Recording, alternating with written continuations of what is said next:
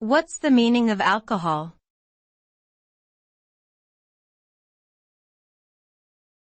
Alcohol.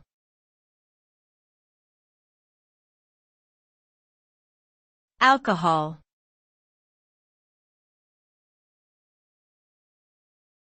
Alcohol.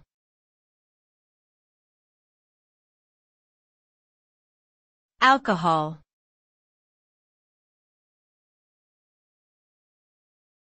Alcohol.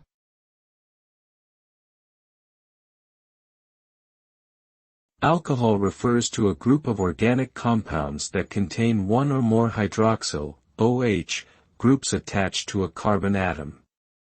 These compounds are commonly used as solvents, disinfectants, and as a recreational drug due to their psychoactive effects. Consumption of alcohol can lead to a range of short-term and long-term physical and psychological effects, including impaired judgment, decreased inhibitions, slurred speech, and addiction.